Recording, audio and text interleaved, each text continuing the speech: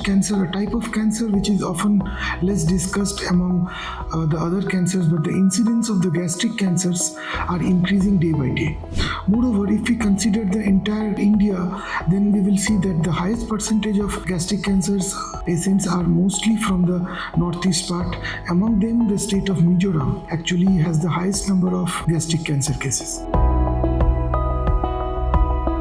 Patient can develop into a gastric cancer. There are some ethnic groups which are found to have a relatively higher risk of developing gastric cancers. There are some familial conditions in which there are increased chance of developing gastric cancer. But what is important are the dietary factors. What should we take in our diet so that we can prevent ourselves from developing into a gastric cancer? So it has been found over the literature that the food which are processed or food which are high in salt, in some groups we find that they keep salt around the meat so that the meat can be kept for a longer period of time. So those type of meat which has higher content of salt and processed meat and even smoked foods, the foods which are smoked at the onset, these type of foods are found to have an increased risk of developing gastric cancers. Another important thing in the diet which we should take so that we can prevent ourselves from developing into a gastric cancers are fruits and vegetables. It is seen that a person when takes good amount of green vegetables and large amount of fresh fruits, it is seen that these people have less incidence of developing into a gastric cancer.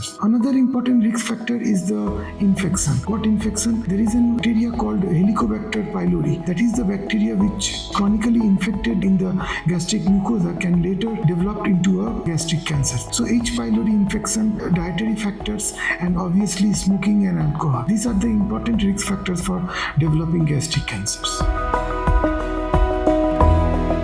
One of the most common symptoms are a discomfort after taking food. After taking a small amount of food, the patient usually feels, yes, I'm feeling full. So there is a fullness after taking a small amount of food. Sometimes if the tumor is at the outlet of the stomach, so the patient may present with vomiting, anorexia. After taking a large meal, when the stomach becomes full, after 3 to 4 hours, there is a complete vomiting and relief of the fullness. So that is one of the signs of that you might be suffering from a stomach cancer. Another important finding symptoms of stomach cancer is the heartburn or difficulty in taking the food. If the tumor is at the inlet or when the food is entering into the stomach, if some tumor is right at the inlet, so it will be difficulty in taking the food and there will be a sort of heartburn, a little bit pain in the upper abdomen. That are the early symptoms of gastric cancers. In the late symptoms, if the tumor is persisting for quite a number of days or even months, there might be loss of weight, there might be loss of appetite, and there might be other features if the tumor has spread to other parts of the body.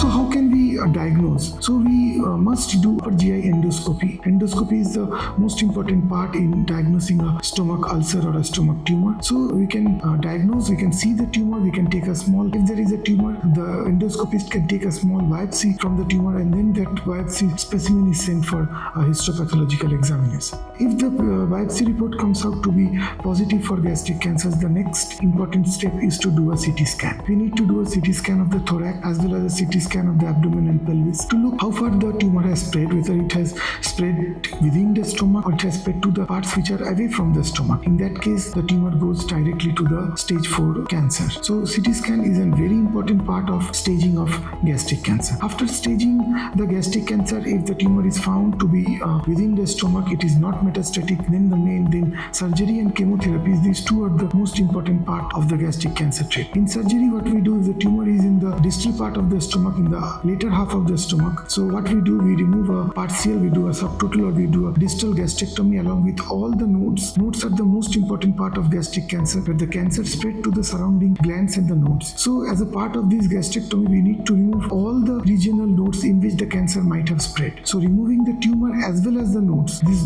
two parts are the most important part in cancer surgery for gastric carcinoma. And if the tumor is found to be in the upper part of the stomach or in some part the tumor is throughout the part of the stomach, in that case we have to remove the entire stomach as a part of our surgery. Then after doing the surgery, we again need to reconstruct the food pathway. We need to take the small intestine and join it either with the stomach, or in case of a total gastrectomy, we need to join it with the esophagus so that we can make a new channel in which the future food pipe will run.